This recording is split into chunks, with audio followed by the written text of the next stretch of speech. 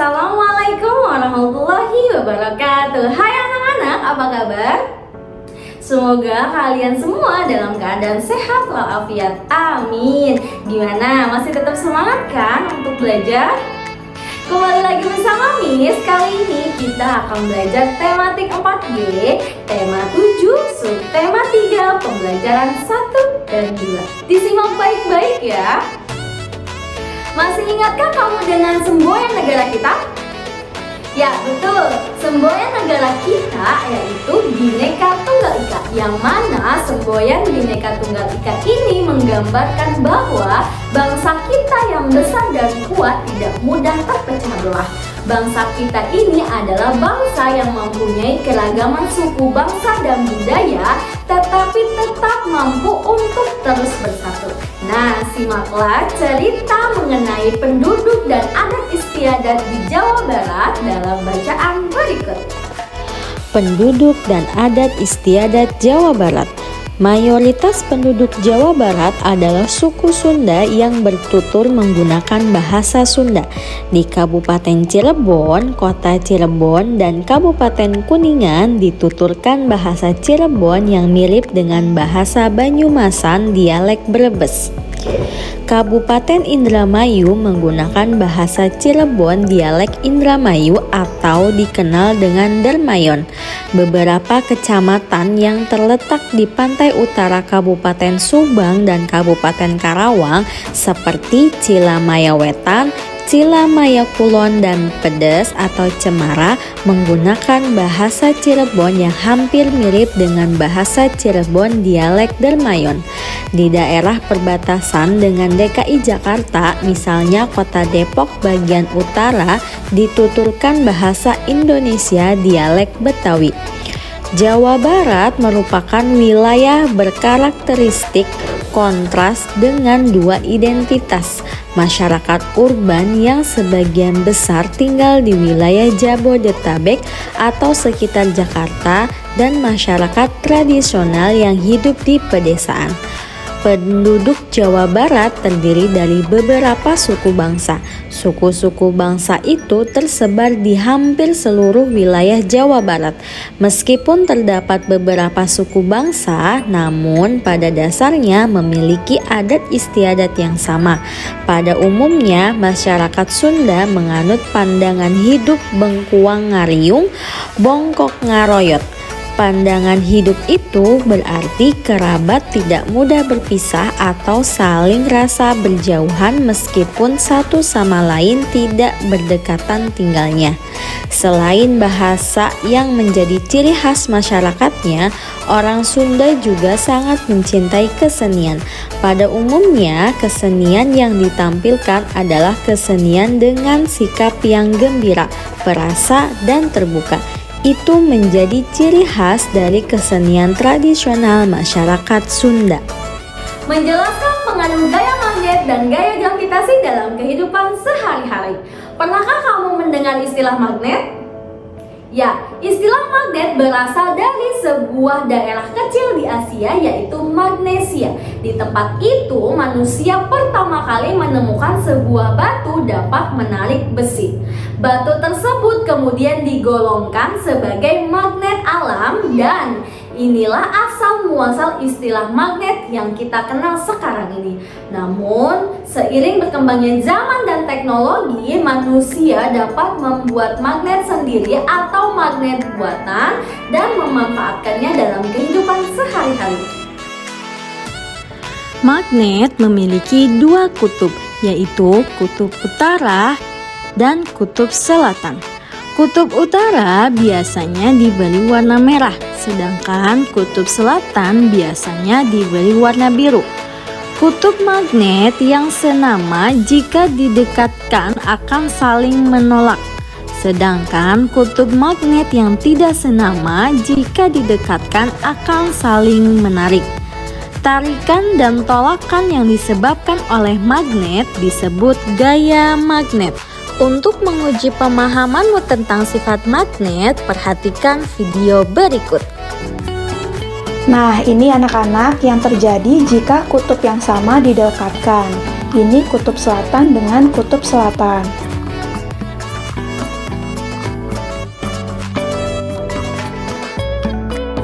Sementara itu, ini yang terjadi jika kutub yang berbeda didekatkan.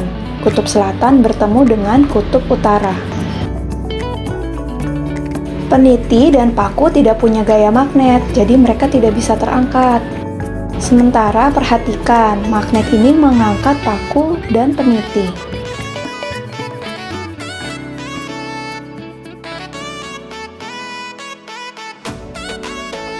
Benda yang dapat ditarik magnet disebut magnetis, sedangkan benda yang tidak dapat ditarik magnet disebut benda non-magnetis. Contoh benda magnetis antara lain paku, jarum, besi, gunting, dan lain-lain. Sedangkan contoh benda non-magnetis antara lain meja, kayu, lemari, plastik, kertas, dan lain-lain. Gaya magnet dapat dimanfaatkan dalam berbagai bidang. Contoh pemanfaatan gaya magnet adalah pada kompas. Magnet pada kompas digunakan untuk menentukan arah mata angin. Selain kompas, magnet juga berguna untuk memindahkan benda-benda berat yang terbuat dari besi. Contohnya seperti ini. Perhatikan kegiatan berikut. Mengapa benda yang dilempar ke atas selalu jatuh menuju ke permukaan bumi? Ya, betul. Peristiwa jatuhnya benda ke permukaan tanah dipengaruhi oleh gaya, yaitu gaya gravitasi bumi. Gaya gravitasi bumi menyebabkan semua benda yang jatuh mengarah ke permukaan bumi. Apa sih yang terjadi jika tidak ada gaya gravitasi bumi? Ya, betul sekali. Jika tidak ada gaya gravitasi bumi, semua benda akan melayang-layang di udara. Gaya gravitasi terjadi pada semua benda yang ada di bumi. Semakin besar massa benda, semakin besar pula gaya gravitasi yang ditimbulkannya. Bumi memiliki gaya gravitasi yang sangat besar yang dapat menarik segala benda di dekatnya, seperti rumah, manusia, batu, hewan, bahkan bulan yang mengelilingi bumi kita. Gaya gravitasi bumi dalam kehidupan sehari-hari yaitu penerjun payung, buah jatuh dari pohon, mobil yang berjalan tidak melayang, dan masih banyak lainnya. Tahukah kamu bahwa kita juga memiliki gaya gravitasi? Akan tetapi mengapa pulpen, buku, atau benda-benda kecil yang ada di sekeliling kita tidak menempel pada tubuh kita? Ya, hal ini disebabkan gaya gravitasi tubuh kita kalah besar oleh gaya gravitasi bumi. Lalu mengapa burung, balon udara, pesawat terbang, dan roket tidak tertarik oleh gaya gravitasi bumi?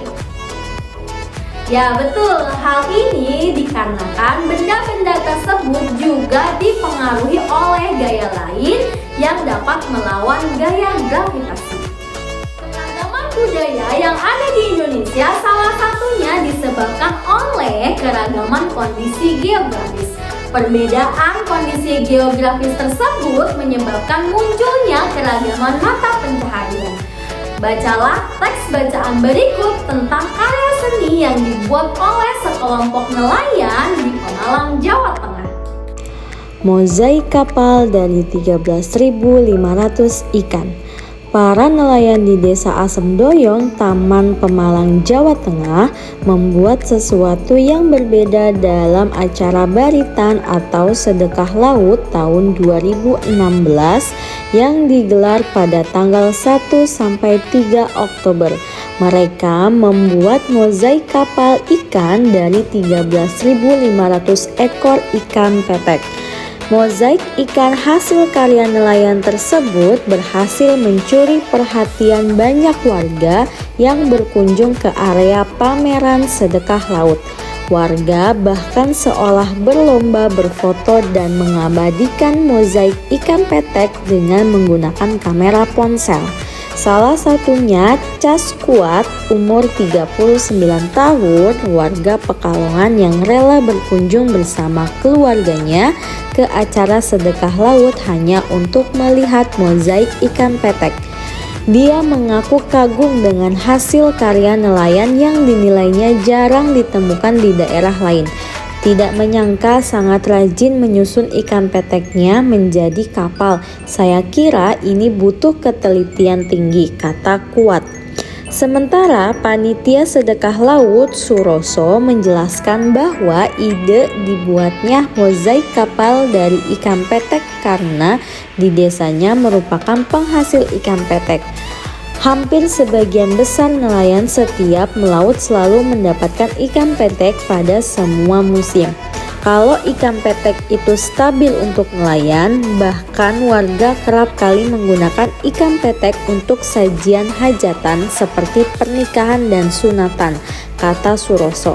Mozaik ikan petek tersebut tercatat dalam Museum Rekor Dunia dan Indonesia atau MURI karena melebihi kegiatan serupa dengan jumlah ikan hanya 12.000 ekor. Dari teknik montase, kolase, dan mozaik. Teknik montase, kolase, dan mozaik semuanya dibuat dari teknik yang sama, yaitu menempel. Akan tetapi ketiganya juga memiliki perbedaan, yaitu terbuat dari bahan yang berbeda. Berikut penjelasannya. Yang pertama ada mozaik. Mozaik adalah karya seni rupa 2 atau 3 dimensi yang dibuat dengan cara mengombinasikan susunan dari berbagai macam bahan mentah menjadi karya utuh. Yang kedua ada kolase. Kolase adalah sebuah objek yang dibuat dari berbagai jenis bahan yang tersedia. Kolase dapat dibuat dari kain perca, potongan-potongan majalah, plastik, tali rafia, bahan-bahan alam seperti kulit telur, bunga, dan dedaunan kering, kulit kerang, biji-bijian, serta masih banyak lagi. Yang ketiga ada montase. Montase adalah karya seni rupa 2 dimensi yang dibuat dengan cara mengombinasikan susunan dari berbagai macam bahan berupa karya yang sudah jadi kemudian disusun ulang menjadi sebuah karya baru yang bernilai seni. Menjelaskan pengaruh gaya gesek dalam kehidupan sehari-hari. Tahukah kalian apa itu gaya gesek?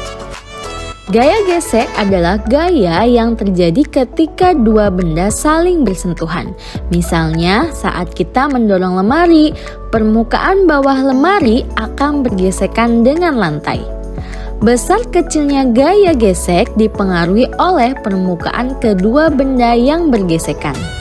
Jika permukaan yang bergesekan halus, maka gaya gesek akan semakin kecil. Begitupun sebaliknya, semakin kasar permukaan yang bergesekan, maka gaya gesek akan semakin besar. Arah gaya gesek selalu berlawanan dengan arah gerak benda. Manfaat dan kekurangan gaya gesek. Manfaat gaya gesek yaitu membantu benda bergerak tanpa tergelincir. Tanpa adanya gaya gesek, kita akan tergelincir saat berjalan. Kekurangan gaya gesek yaitu menghambat pergerakan benda dan mengikis permukaan benda yang bergesekan. Dengan adanya gaya gesek, meja menjadi sulit digeser dan sol sepatu menjadi tipis karena terus-menerus bergesekan dengan jalan. Gaya gesek dapat diperkecil atau diperbesar. Cara memperkecil gaya gesek antara lain dengan pemberian pelumas pada rantai sepeda, pemasangan roda pada bagian bawah lemari, atau memperhalus permukaan. Sedangkan cara memperbesar gaya gesek antara lain dengan pembuatan alur pada ban mobil, memberi tekstur pada lantai kamar mandi, dapur pada sepatu bola. Baiklah, kita akhiri pembelajaran hari ini dengan membaca hamdalah alhamdulillahirobbilalamin. Semoga apa yang disampaikan dapat dimengerti dan dapat dipahami. Untuk tugas, kalian kerjakan di buku tematik 4G halaman 82 nomor 2 dan halaman 88 nomor 1 dan 2. Kurang Kurang lebihnya Miss mohon maaf. Semoga bermanfaat. Wabillahi taufiq wa hidayah. Wassalamualaikum warahmatullahi wabarakatuh. Bye.